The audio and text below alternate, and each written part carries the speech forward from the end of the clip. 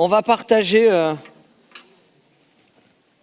ce que le Seigneur a mis sur mon cœur, c'est sûr, mais à ce que on est travaillé depuis plusieurs mois. Avant de démarrer, vous avez les salutations donc du pasteur Laurent, Stéphanie, son épouse, sont à Oloron ce matin. Donc ils sont partis sur l'église d'Oloron, le phare Oloron, pour tout simplement faire ce qu'il a fait il y a 3 semaines ici, 3 dimanches, pour annoncer son futur départ en tant que pasteur président de l'Assemblée, mais pas en tant que personne et frère de l'Église. N'oublions pas, le pasteur Laurent restera dans l'avenir ici à l'Église Le Phare en tant que membre à part entière. C'est important, je le rajoute. Parce que je sais qu'il y a plein de questions et puis on va être là pour répondre à vos différentes questions. Est-ce qu'on peut juste lancer le chrono? Merci à la technique. Et pour pas que je reste 2 heures, parce qu'il y a tellement de choses à partager, tellement de choses à transmettre, à communiquer. Ça va? Vous allez bien? Est-ce que vous êtes en forme? Est-ce que Dieu vous a fait grâce ce matin? Est-ce que vous êtes réveillé ce matin et puis vous êtes dit, il y a encore un peu tôt là ce matin et on est vous savez, Jésus a dit qu'on fera des sacrifices et on est de ceux qui faisons, c'est correct, des sacrifices le dimanche matin. Dimanche matin, j'avoue, je ne connais pas le dimanche matin, mes enfants ne me connaissent pas le dimanche matin. C'est très rare où je croise mes enfants le dimanche matin. Le seul moment, bien sûr je les croise, je vous rassure, voilà, c'est ici à l'église et puis ils arrivent, etc. Non, il y a des sacrifices à faire, mais je vous assure, ça vaut le coup. Ça vaut le coup. Seigneur, vaut mieux un moment, un instant, ces petits moments dans ta présence que 1000 ailleurs. Et on pourrait vous en raconter des 1000 ailleurs. Mais Seigneur, c'est bon d'être ici ce matin. Amen. C'est vrai? Gloire à Dieu. Alors, sans plus tarder, à la diapo 1, voilà, merci. Diapo 1, juste on va lire 2 versets comme ça.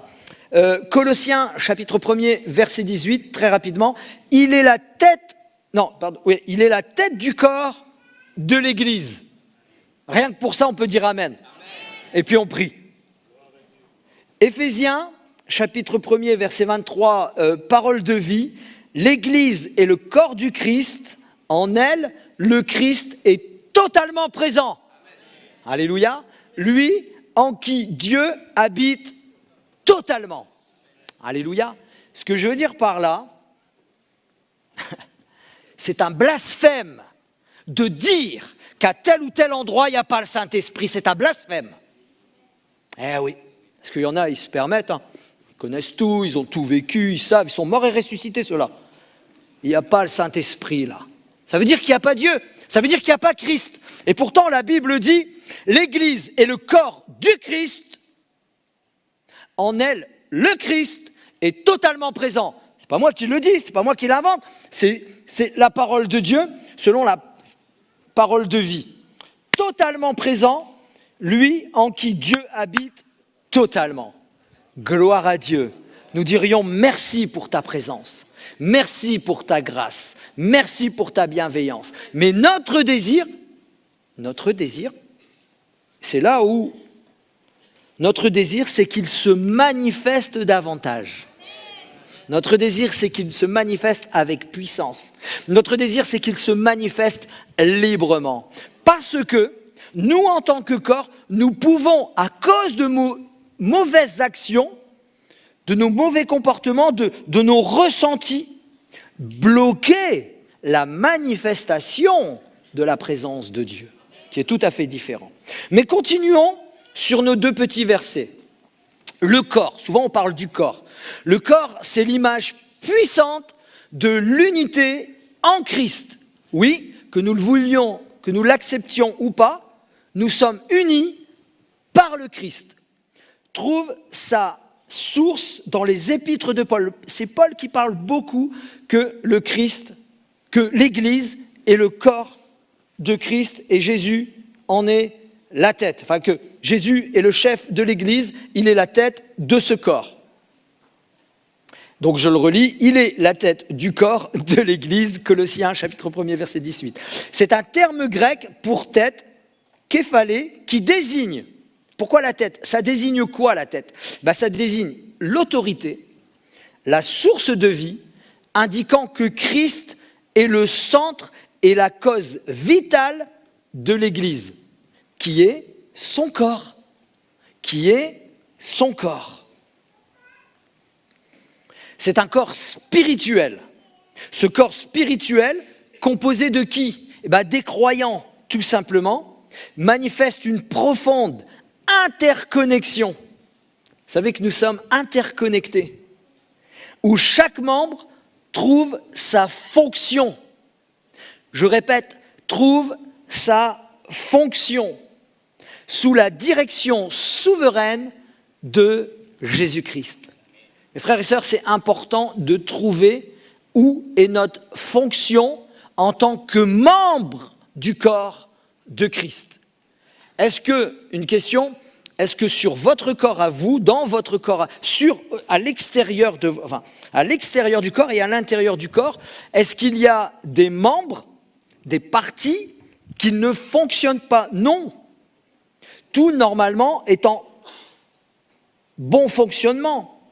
Ou sinon, on commence à défaillir d'une manière ou d'une autre. Donc, tous les membres du corps, pour le corps humain, que ce soit vu visiblement extérieur, donc les membres, ou l'intérieur, l'organisme, etc., doivent être en bon fonctionnement de marche, en bon fonctionnement.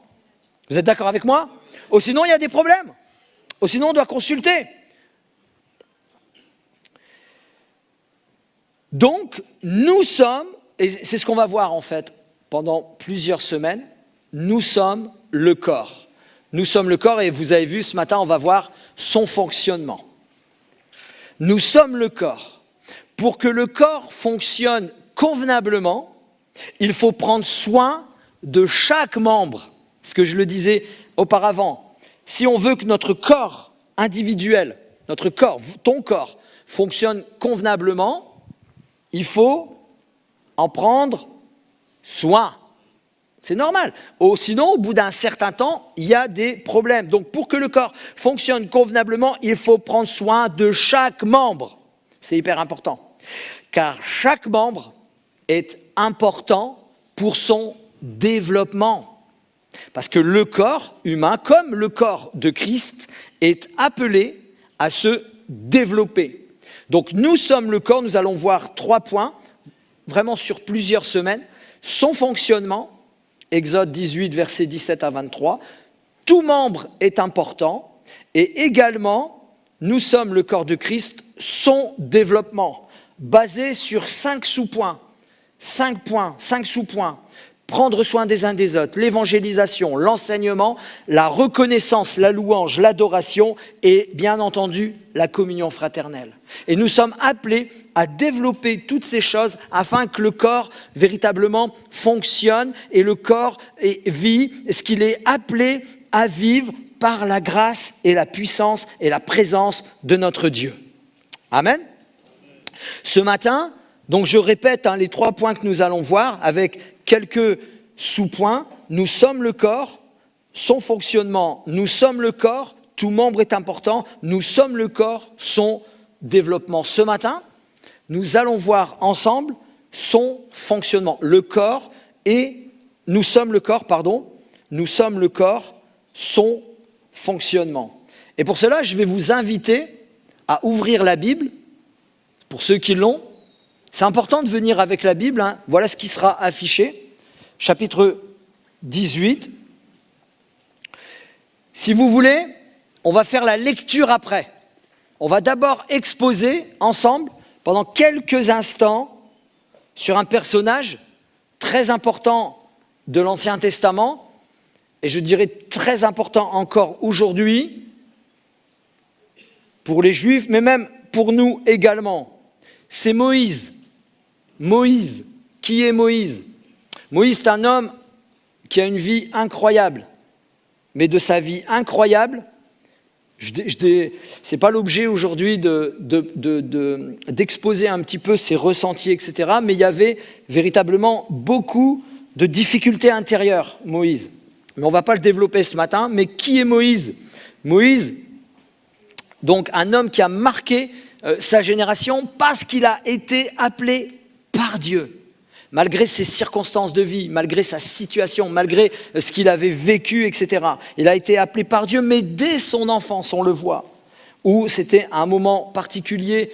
Le peuple hébreu était en Égypte, Moïse naît dans un moment où on assassinait les enfants qui venaient de naître jusque 2 ans. On les exterminait, pardonnez-moi du terme, c'est une réalité. Et sa maman l'a caché sur le Nil, on connaît l'histoire, voilà, dans un petit panier sur le Nil. Et puis, waouh, c'est génial, le panier n'a pas coulé et Moïse ne s'est pas noyé. Mais il y avait d'autres difficultés qui auraient pu apparaître. Il aurait pu se faire manger par 1 ou 2 crocos qui passaient par là. Vous voyez ce que je veux dire? Et Dieu l'a béni, Dieu l'a conduit. Et comme par hasard, dans la petite direction, il l'a conduit chez la fille de Pharaon. Moïse a été adopté. Et sa petite sœur, elle passait, elle suivait un petit peu le panier pour voir ce qui va arriver. La fille de Pharaon l'adopte. Et bien sûr, il faut quelqu'un pour le nourrir, pour s'occuper de lui, etc. Et la petite sœur intervient, la divine grâce de Dieu intervient sur la petite sœur et elle interpelle un peu cette dame. Elle lui dit, oui, mais moi je connais quelqu'un qui peut s'occuper. En fait, Moïse, adopté par la fille du Pharaon, mais élevé par sa mère. En vérité, c'est génial. Mais c'est l'une de ses premières pathologies, l'un de ses premières difficultés.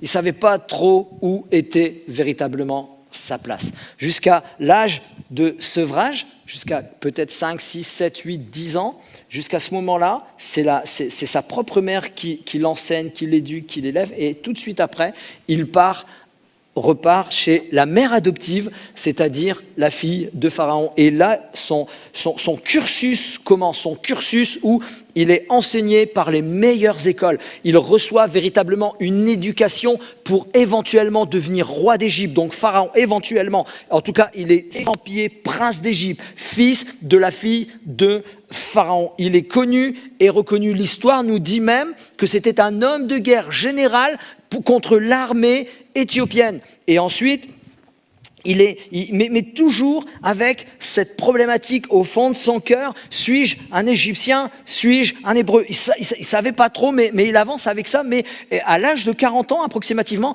il ressent comme un appel de Dieu. Et il ne comprend pas, il ne saisit pas. Et des fois, peut-être vous recevez un appel de Dieu, Dieu me parle, Dieu me dit, Dieu... Et si vous me dites au premier coup, oui, mais moi je sais, c'est clair, c'est comme ça, là il y a un vrai problème. Honnêtement, il y a un vrai problème. Mais bon, c'est pas grave. Je reviendrai plus tard sur ces choses. Mais là, il est appelé par Dieu, il ne savait pas, il ne sait pas trop comment faire. Bon, bref, il fait l'erreur de sa vie. Il intervient sur des affaires qui n'avaient pas trop à intervenir à ce moment-là. Et il tue un Égyptien. Donc, qu'est-ce qu'il fait? Il fuit au désert. Presque failli de mourir, tout simplement, il veut s'abreuver, il y a tout un contexte qui est là, et puis pour finir, on lui donne à boire, il est accueilli par un homme, Jéthro, et il y a plusieurs filles, et il se marie avec l'une de ses filles, Séphora, et il devient, n'oublions pas, il est hébreu, il devient égyptien. Il va dans le désert, prince d'Égypte en tout cas. Il va au désert, il rencontre toute cette famille, il est sauvé par cette famille, il épouse la fille et il devient le métier le plus, comment dirais-je, pour un Égyptien, le plus pourri. Ça vous va comme expression? Cherchez un beau mot, je n'ai pas trouvé. C'est une abomination pour les Égyptiens d'être berger. Et il devient berger. Et souvent, on dit, oui, mais après, Dieu lui a parlé. Oui, après 40 ans.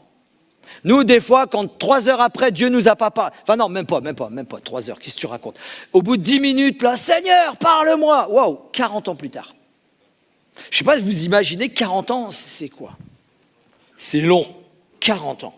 40 ans dans le désert, en train de paître un troupeau, une abomination pour les Égyptiens. Il a été enseigné, éduqué par les Égyptiens, qui n'était même pas le sien. Il n'avait même pas investi ses deniers, c'était pas. Il bossait pour son beau-père. Génial.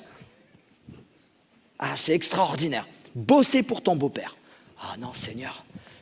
Heureusement que ça m'est jamais arrivé. Je ne sais pas vous ce que vous pensez à ce niveau-là, mais bosser pour son beau-père. Waouh!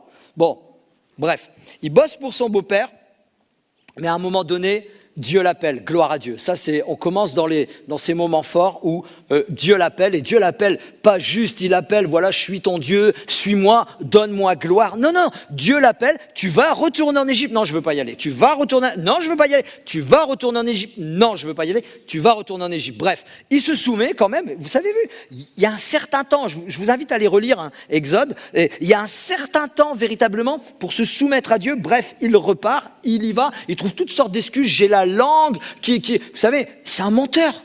Il ment à ce moment-là, il a juste peur. Il a juste peur, il y a ce problème d'identité. Mais qui suis-je moi pour? Bon, bref, Dieu l'envoie, mais Dieu, il dit, je serai avec toi.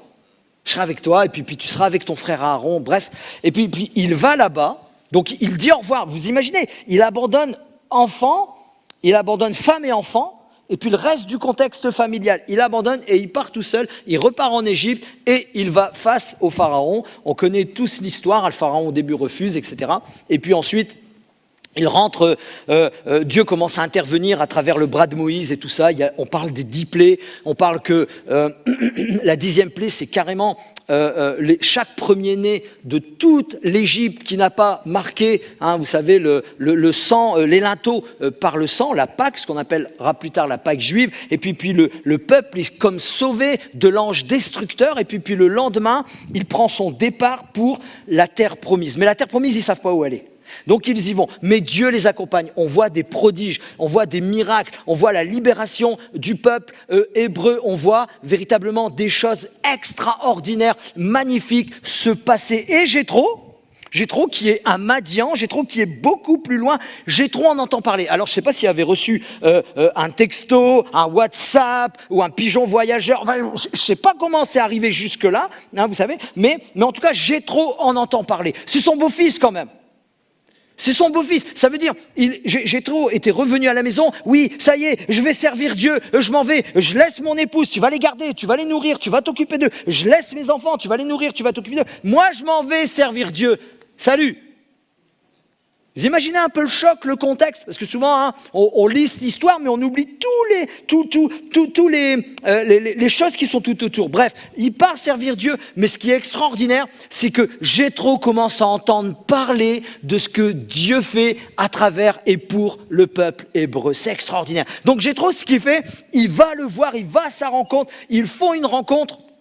Ils font une rencontre véritablement, vous irez le relire, c'est dans Exode 18, et puis là ils font une rencontre, et puis Jéthro qui servait à Madian, qui était prophète, etc. Mais lui, il reconnaît, il dit oui, ça y est, je le sais maintenant, c'est vraiment le vrai Dieu, le Dieu des Hébreux, le Dieu unique, c'est lui le créateur des cieux et de la terre. Et la Bible nous dit qu'ils l'ont adoré ensemble, ils ont fait des sacrifices de reconnaissance, des sacrifices d'adoration, etc., etc. Mais il se passe un contexte où, je vous dis, bosser pour son beau-père, franchement, il faut être fort. Mais son beau-père Jéthro, homme sage, alors je ne sais pas quel âge il avait, parce qu'on dit que Moïse, quand même, il avait 80 ans à cet âge-là. Normalement, Jéthro était un peu plus vieux, normalement, je pense. Mais Jéthro l'observe travailler, il le regarde.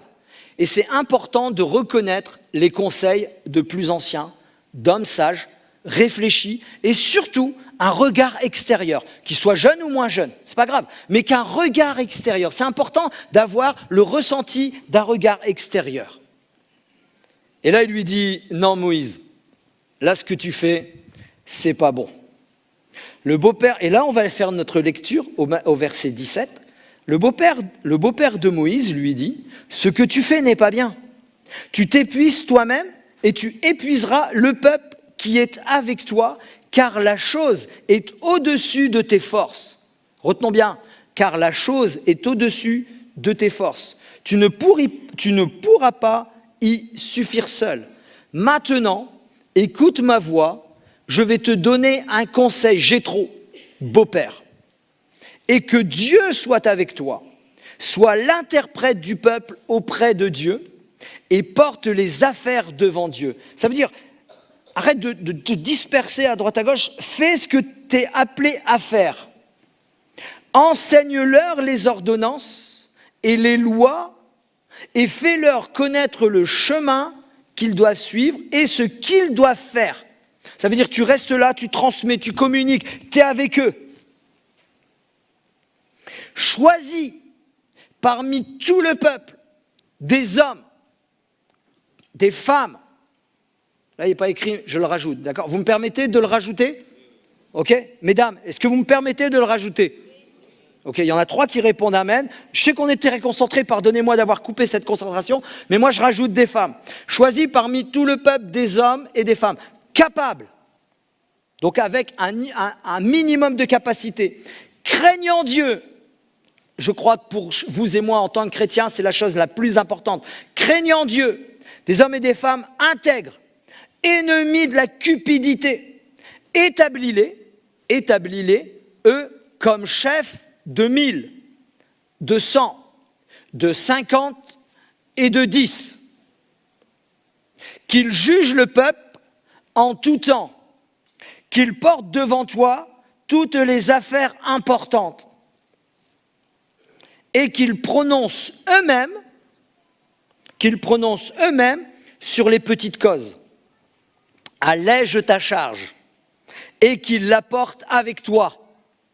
Allège ta charge, retenez bien ce verset s'il vous plaît. Allège ta charge et qu'il la porte avec toi. Si tu fais cela et que Dieu te donne des ordres, tu pourras y suffire et tout ce peuple parviendra heureusement, alléluia, et où? À sa destination. Mes frères et sœurs, vous et moi, nous avons une terre promise. Vous et moi, nous avons une terre promise. Vous et moi, nous sommes sur un chemin. Vous et moi, nous sommes en direction. La seule direction que nous devons avoir, c'est oui Seigneur, nous marchons à ta suite, nous marchons vers toi. Bien sûr, on ne veut pas être suicidaire, hein, c'est pas ça que je suis en train de parler. Non. C'est marcher ici-bas, sur terre, sur le chemin que Dieu a préparé pour chacune de nos vies, afin qu'un jour, nous soyons dans sa présence pour l'éternité. Amen.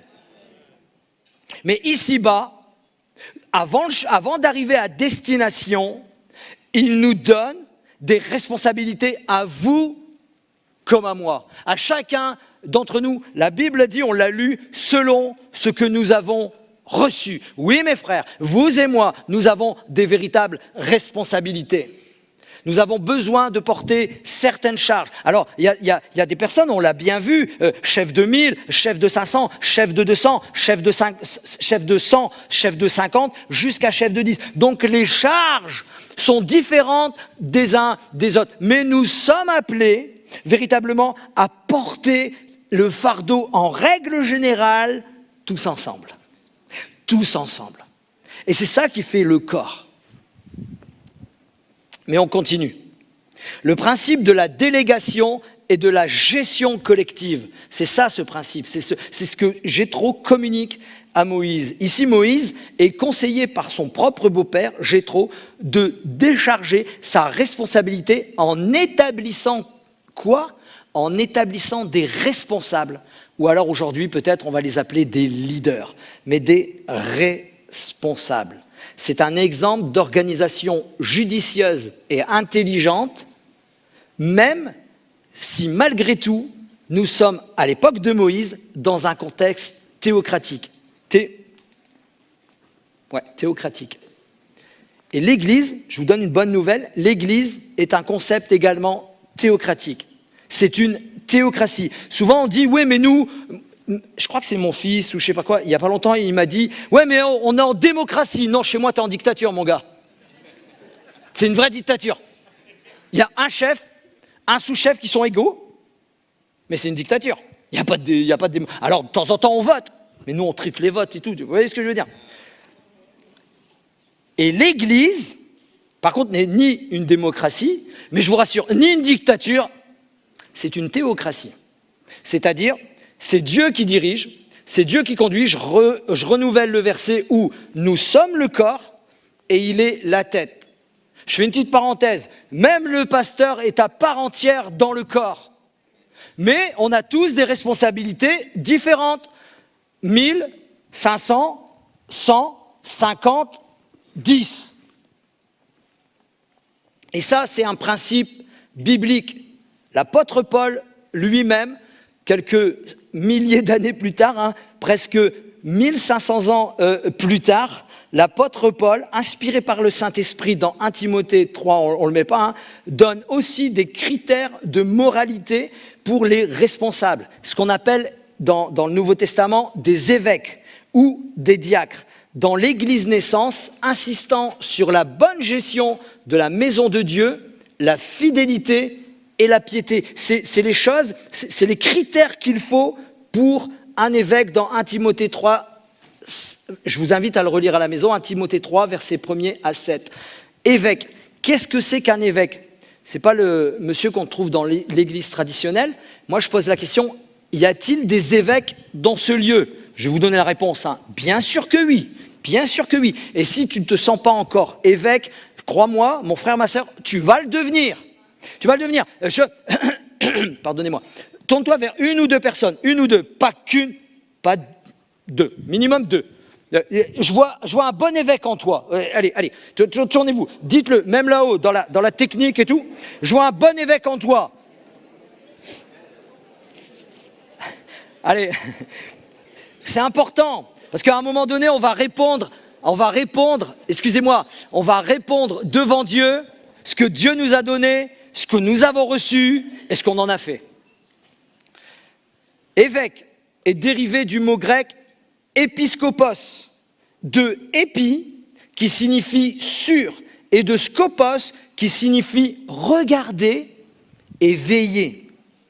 Par conséquent, un épiscopos ou un évêque est quelqu'un qui veille sur le troupeau, qu'il soit 1000, qu'il soit 500, qu'il soit 100, qu'il soit 50, qu'il soit 10, et moi je vais dire qu'il soit 3 ou qu'il soit 2, mais qu'il veille, parce que la Bible nous appelle à veiller les uns sur les autres, à nous encourager les uns sur les autres. Donc si je veux encourager mon frère, ça sous-entend, ma sœur également, ça sous-entend que je dois veiller sur lui, je dois veiller sur elle dans une bonne intention.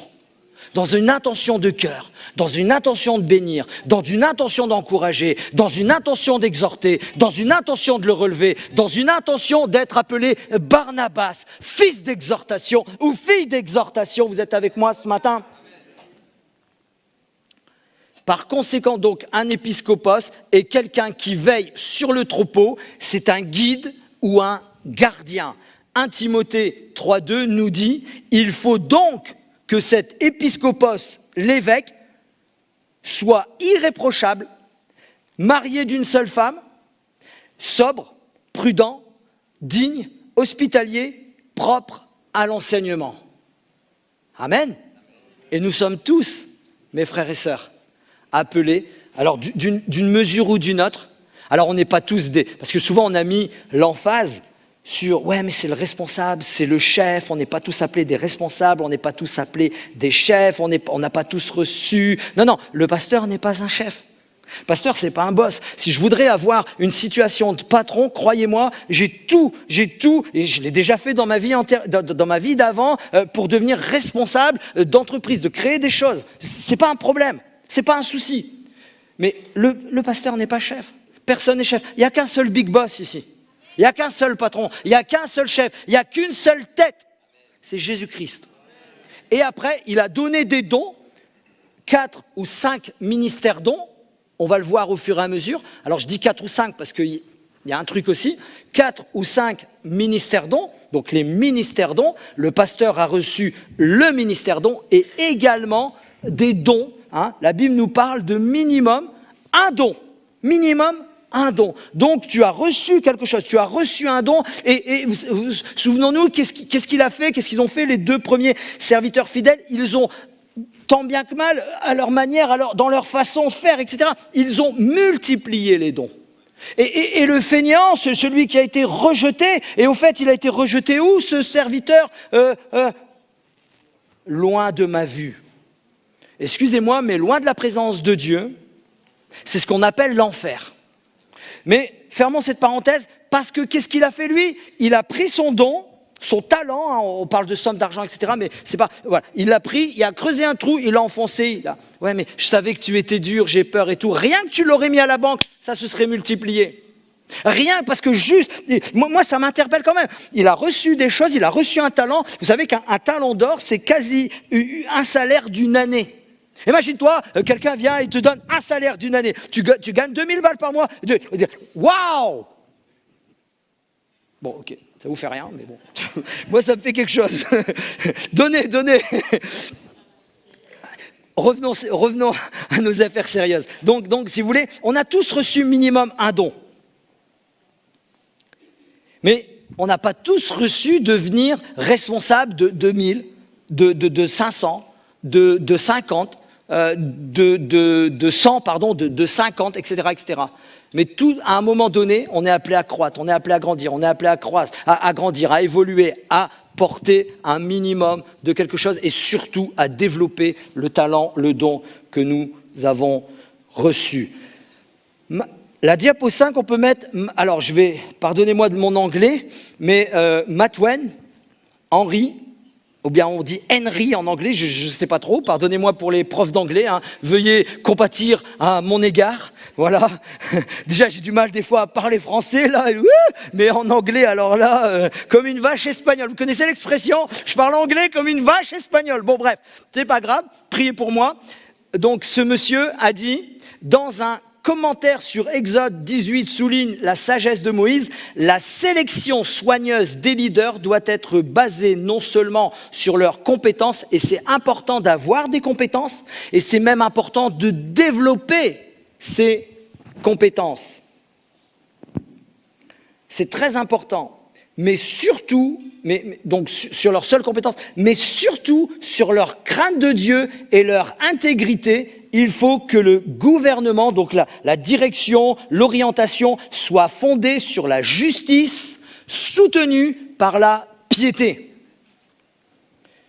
La diapo suivante, Deutéronome, chapitre 1er, verset 13. Prenez dans vos tribus des hommes sages, intelligents et connus, et je les mettrai à votre tête. Il y a toujours des critères, il y a toujours des choses. Deutéronome, chapitre 1er, verset 15, il dit « Je pris alors les chefs de vos tribus, des hommes sages et connus, et je les mis à votre tête comme chefs de 1000, 200, de 50 et chefs de 10, et comme ayant autorité dans vos tribus. » Donc il commence à instaurer, à installer. Et si on veut que ça avance, il faut pratiquer ces choses. Charles Spurgeon nous dit ceci. Charles Spurgeon, parlant de la nécessité de choisir des responsables selon le cœur de Dieu, le vrai chef, le vrai responsable, on va le mettre par responsable, le vrai responsable doit craindre Dieu, haïr le gain injuste et mener son peuple dans la vérité et la justice.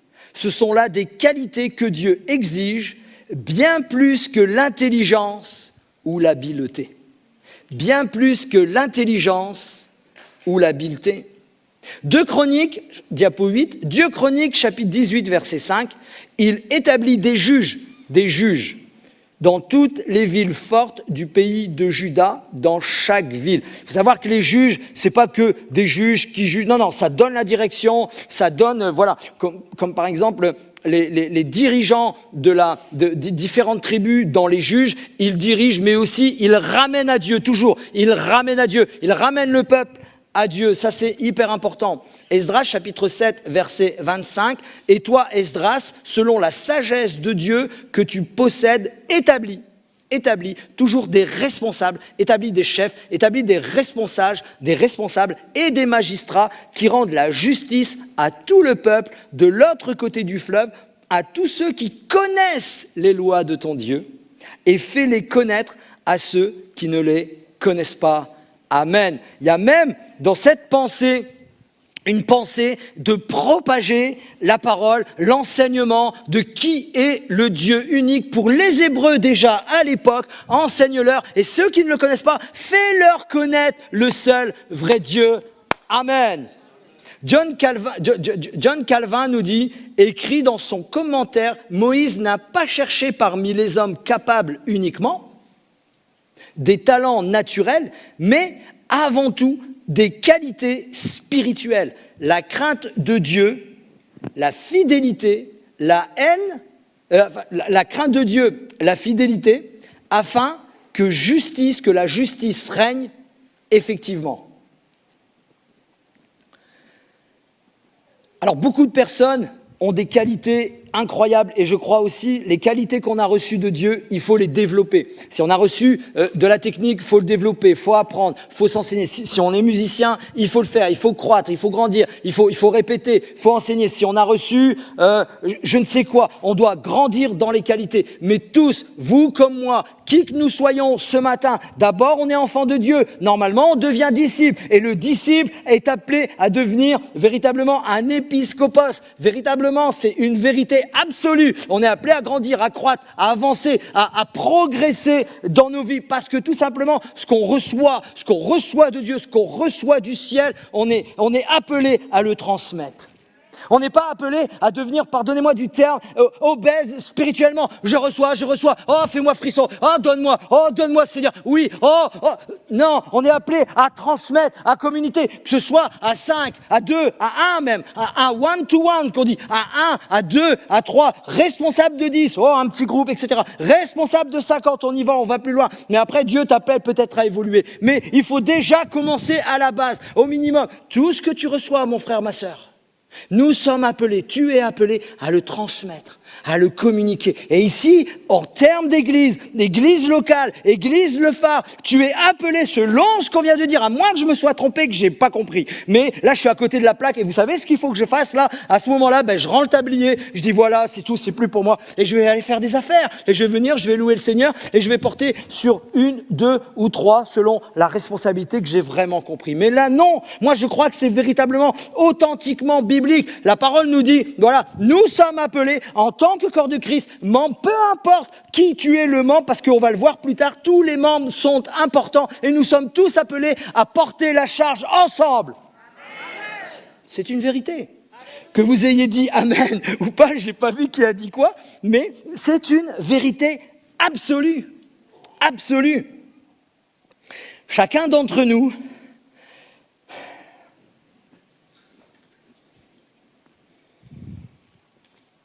chacun d'entre vous, dans quelques temps, dans quelques mois, et on donnera plus de détails au fur et à mesure, vous allez être appelés à voter. Oui. Vous allez devoir voter. On a eu à cœur, on a prié, je vais rapidement parce que le temps est contre nous, et je sais qu'il y a peut-être des questions, il y a peut-être des choses. Vous allez être appelés à voter pour mon épouse et moi, pour savoir si vous acceptez ou pas que nous reprenons la présidence. A été exposée par Laurent. Aujourd'hui, nous sommes couple pastoral depuis 4 ans et demi ici. Ça, c'est un fait. C'est comme ça. C'est irréversible, c'est un fait. On a vécu 4 ans et demi, on vivra jusqu'à, je ne sais pas, la fin du monde, je ne sais pas, je ne veux pas dire ça, mais voilà, on est ensemble depuis 4 ans et demi. Et là, juste, on va devoir prendre la présidence. On a prié, je raconterai d'autres détails au fur et à mesure, je vous assure. Si vous avez des questions, n'hésitez pas à venir nous voir individuellement, que ce soit mon épouse et moi. Mais je vais dire ceci. Vous allez devoir voter, vous, chacun d'entre vous, individuellement. Peut-être nous, je ne sais pas comment ça va se passer. Mais frères et sœurs, il faut que vous entendiez cette parole que je vais dire là, c'est très très important. Votre responsabilité de ce vote, chacun individuellement, n'est pas « je l'apprécie », n'est pas « je l'apprécie pas ». Je me suis mouillé. N'est pas « il y a une bonne tête ». Amen. Je dis amen à la petite. Ou il a une tête qui ne me revient pas. De toute façon, je l'ai vu, je l'ai analysé, je le connais un petit peu. Il y a une tête qui ne me revient pas. De toute façon, c'est clair, net et précis. Moi, je ne veux pas de lui. Je n'adhère pas, de toute façon, à ce qu'il apporte, à sa façon d'être. Je n'adhère pas. Oh oui, quand même, on va mettre un petit peu. Mais oui, je l'apprécie, j'aime bien, etc. Mes frères et sœurs, pardonnez-moi, j'ai mis les deux. Vous savez, on peut me dire tout ce qu'on veut, hein. Franchement, hein.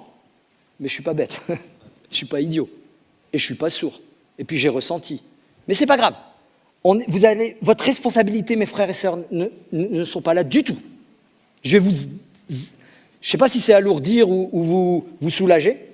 Votre responsabilité, mes frères et sœurs, est de voter en fonction, et c'est là où vous allez être appelés à prier, à ployer le genou, à plier le genou, à vous humilier, pardonnez-moi de le dire, hein, à vous humilier, à demander au Seigneur, à dire Seigneur, c'est quoi, Seigneur, quelle est ta volonté pour l'avenir de notre Église? Mon frère, ma sœur, qui que tu sois, peut-être tu t'es retrouvé dans les deux et puis c'est pas exhaustif. Nous sommes appelés, mes frères et sœurs, vous comme moi, parce que, bon, on ne sait pas si on va voter ou pas, mais selon le protocole. Mais on est appelés, vous allez être appelés, nous allons être appelés, non pas à voter pour... On n'est pas en campagne électorale. Hein. Si vous voulez que je fasse une campagne électorale, j'en ai jamais fait, hein, mais moi j'étais un commercial avant. On va la faire, hein, mais ce n'est pas notre cœur, ce n'est pas notre désir. On a juste prié pendant une quinzaine de jours. On a eu des directions, des orientations que je vous exposerai au fur et à mesure, que je pourrai vous répondre individuellement. Et on ne va pas dire « ouais, mais on est convaincu, c'est la volonté de Dieu ». Non, parce que la volonté de Dieu, déjà, elle est sur une marge de chemin de fer. Vous savez, ça se touche, c'est bon. Mais vous allez devoir prier « oui, mais Seigneur, qu'est-ce que je fais ?» Oui, tu vois, parce qu'à un moment donné, il faut être honnête. Hein. Vous aimez l'honnêteté ou pas? Ok. Moi, quand il m'arrive un problème et que mon problème vient de ma chair, vas-y, j'ai envie de le fracasser, celui-là. J'ai envie de faire ça à celle-là. Je vous assure, si ça sort de ma bouche, si ça vient dans mon cœur, et si je ne le partage pas à Dieu, je garde quelque chose dans mon cœur. Je sais que ça ne vous est jamais arrivé à vous, hein, d'avoir du ressenti à l'égard d'un frère, une sœur, je le sais. Mais moi, je confesse mon péché ce matin. Et quand ça m'arrive, et puis je peux même le prophétiser. Quand ça m'arrivera encore, mais quand ça m'arrive en tout cas, toujours je me mets devant Dieu. Oui Seigneur, pardonne-moi. Je pense ça et ça de ton enfant, parce que c'est son enfant. Mais Seigneur, viens guérir mon cœur. Viens me mettre en paix. Je ne veux pas de dissension, je ne veux pas de problème, je veux être en paix, je veux garder mon cœur. Seigneur, ta grâce, alors ça prend le temps que ça prend, mais croyez-moi que ça... Là, c'est ça qu'on doit faire. C'est pas le ressenti, c'est pas je l'aime pas, c'est pas je l'aime bien, c'est pas c'est cool avec lui, c'est pas c'est ceci positif ou négatif, c'est pas ça. C'est Seigneur, c'est quoi ta volonté pour les 10 prochaines années? C'est quoi ta volonté pour le chemin que tu nous as fait parcourir? C'est quoi Seigneur ta volonté? Est-ce que c'est les bons ou est-ce que c'est pas les bons? Seigneur, si c'est les bons, montre-le-moi. Mais une seule réponse, ça suffit pas. Il faut des confirmations. Si c'est pas les bons, Seigneur, montre-le-moi. Et Seigneur, donne-moi des confirmations. Mes frères et sœurs, cette parole, je crois, elle va nous être redemandée au moment où, Seigneur, oui, mais Seigneur, ta volonté, pas la nôtre. Et pas la nôtre non plus. Pas la nôtre. Pas de sentiment. C'est Seigneur, ta volonté, ta direction.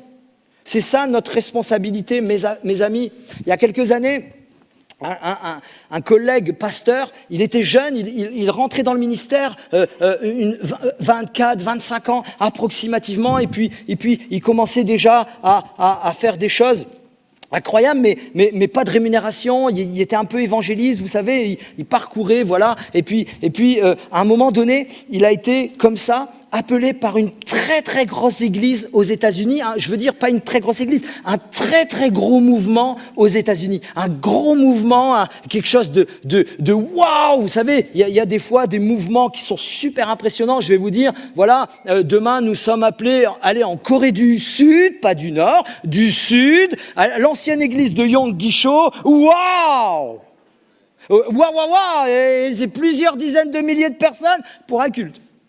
Hein. Bon, vous voyez ce que je veux dire? Ce que Dieu fait ailleurs, je crois qu'il peut le faire n'importe où. Bon, Ça, c'est une autre histoire. Et cet homme-là, ce frère-là, ce pasteur, ce collègue est appelé par une organisation en voie de développement avec une croissance énorme. Voilà, il est appelé, puis en même temps, au même moment, donc il est appelé, il y a tout, super salaire, voiture de fonction, on te rembourse tes billets d'avion, tu vas connaître, on va te faire prêcher à l'international parce qu'on a des églises un petit peu partout dans le monde, c'est alléchant. Mais au même moment, en même temps, il a la proposition dans son propre pays, dans sa propre région, dans le mouvement auquel il est rattaché depuis des années, à reprendre une toute petite église. Toute petite, personne n'en veut. Une toute petite église, avec presque aucune condition. Pas de salaire, pas de logement, pas de travail, pas de chrétiens. Il y avait une vingtaine, trentaine de chrétiens. Pas de chrétiens, pas de salaire, pas de rien. Tu prends ta Bible, tu y vas et tu turbines, tu bosses. Et puis il était là. Allez, soyons honnêtes un instant. Regardez, il n'y a personne qui bronche là. Vous choisirez quoi? Honnêtement, humainement parlant. Aïe. Wouh, on court. Et je cours. Et là, le gars, il est embêté. Mais t'as pas à être embêté, là, t'es fou, quoi. Vous savez, des fois, il y a l'amour à la région. Il y a l'amour à son pays. Il y a l'amour à son contexte. Et puis là, il réfléchit beaucoup. Et puis un homme comme ça, il lui regarde, un homme de Dieu, il le regarde dans les yeux, il lui dit, toi, ça va pas, toi. Ah ouais, tu commences à réfléchir en toi et tu hésites. Dieu m'a donné une parole pour toi. Si tu vas là-bas, donc aux États-Unis, gros mouvement, tout ce qui va, etc. Si tu vas là-bas, tu vas être béni. Mais tu vas passer à côté de ce que Dieu veut pour toi. Et voici la parole de Dieu. Si tu vas à ta petite église, où tout le monde ne veut pas, où personne il y a, où c'est la galère, etc. Crois-moi, ça va être dur. Comme ça, il lui dit. Ça va être dur. Bon, je le dis avec mes mots, ok. Tu vas galérer. Tu vas souffrir dans tous les domaines de ta vie. Et lui, il lui dit, mais c'est quand que ça arrive la bénédiction là? Et ceci et cela. Mais par contre, Dieu va t'utiliser. Il va y avoir des hommes et des femmes qui vont venir autour de toi. Et des hommes et des femmes vont être touchés dans ta ville, dans ta région, dans ton pays, jusqu'à l'international, etc., etc. Cet homme, il a dit, j'ai été comme bouleversé, une parole de Dieu dans mon cœur. Et j'ai choisi véritablement la difficulté, mais choisi, voilà, où il n'y avait rien, rien. Et puis ça a été directement, Dieu a béni, Dieu a conduit, Dieu a construit, Dieu a rétabli. Puis aujourd'hui, c'est un mouvement, voilà, qui, peu importe les noms, etc., mais c'est un mouvement où il est conduit par Dieu, où des hommes, il y a énormément de ministères qui sont sortis de ce ministère, ils ont un impact dans leur ville, dans leur région, jusqu'à l'international, et ça n'a pas été facile, et même encore aujourd'hui, le poids, la charge, etc., etc., etc. Donc mon point est celui-ci. Nous de même, nous acceptons un projet. Nous sommes dans le projet, parce qu'au bout du bout, il y a tout un enchaînement, etc. D'ailleurs, la pastorale, on a eu donc comment dirais-je, le pasteur Laurent vous a communiqué ces informations. Ensuite, le lendemain, on a eu la pastorale, on a eu le retour de la pastorale. C'est accepté, enfin c'est juste, voilà, c'est accepté sans aucun problème. Maintenant, après, le processus, c'est la prochaine fois, il y aura un rassemblement au congrès au mois de mars, et suite à cela, il y aura le vote de l'EEG, l'Assemblée Générale, l'AEG, l'Assemblée Générale, l'Assemblée Générale Extraordinaire, voilà, vous avez compris avec moi, ok?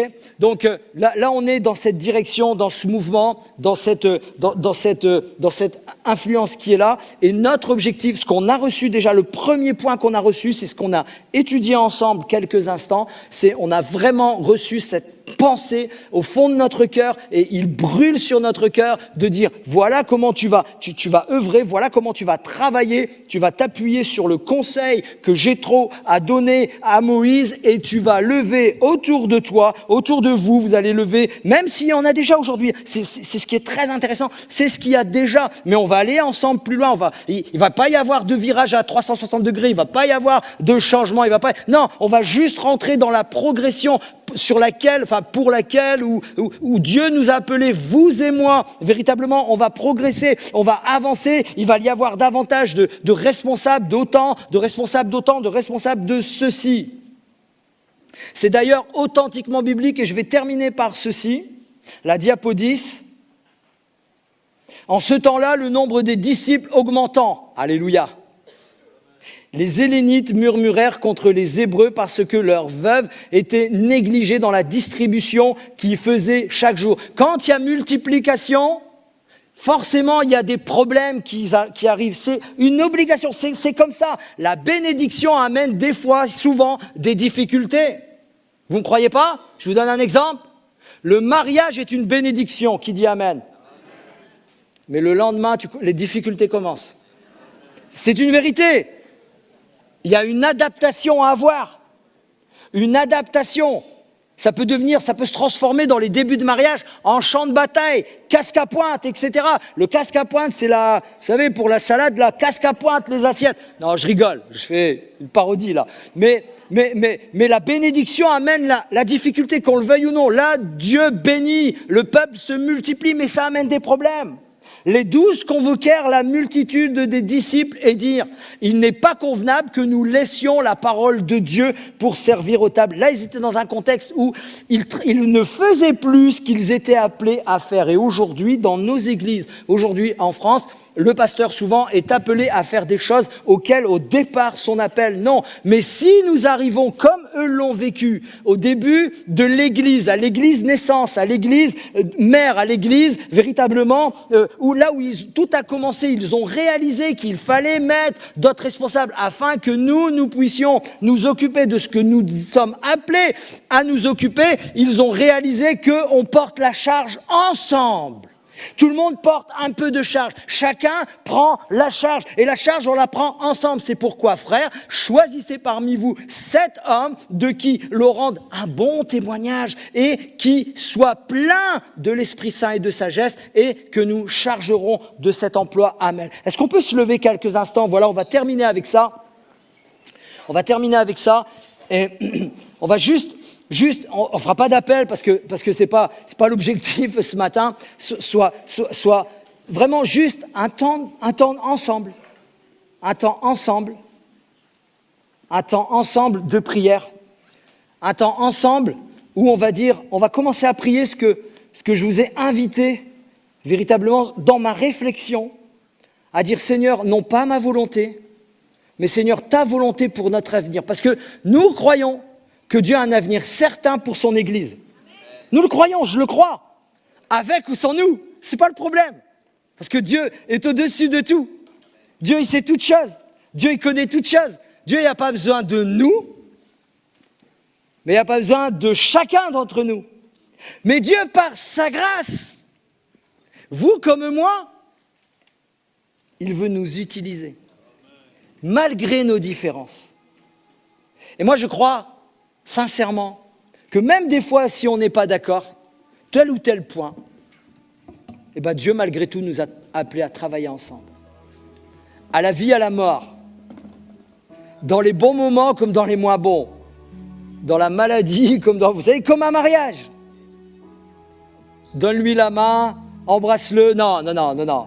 La bise sainte, la sainte bise. Et on avance. Mais Seigneur, avant cela, je dirais avant l'alliance, avant la concrétisation, avant d'aller plus loin, Seigneur, mets dans nos cœurs, individuellement, ta volonté, Père. Il y a un avenir qui est face à nous. Ne jouons pas à l'enfant, vous comme moi, ne jouons pas à l'enfant capricieux dans un rayon de jouets. Mais disons honnêtement, sincèrement, Seigneur, c'est quoi ta volonté? On prie, mes frères et sœurs. Seigneur, notre Père, notre Dieu, nous voulons te bénir. Seigneur, quel que soit l'avenir, quel que soit ce qui se dessine devant nous, pour nous en tant que couple pastoral et comme pour l'Église, Seigneur, que ta volonté soit faite. Seigneur, nous prenons l'engagement, et c'est cet engagement, mes frères et sœurs, que je vous appelle à prendre ce matin. on va intercéder, on va prier, on va demander la grâce de Dieu, on va demander la direction de Dieu, et puis on va voter, pas selon notre ressenti, Seigneur. Mais on a quand même notre réflexion, nos ressentis, mais selon ta volonté, Seigneur. Seigneur, selon ton cœur, Seigneur, selon ton désir, Seigneur, selon ce que toi tu as prévu pour l'Église, parce que nous allons nous souvenir, nous rappeler que toi tu es le chef, Seigneur. Et c'est toi qui nous conduis dans toute ta volonté, au nom de Jésus. Amen.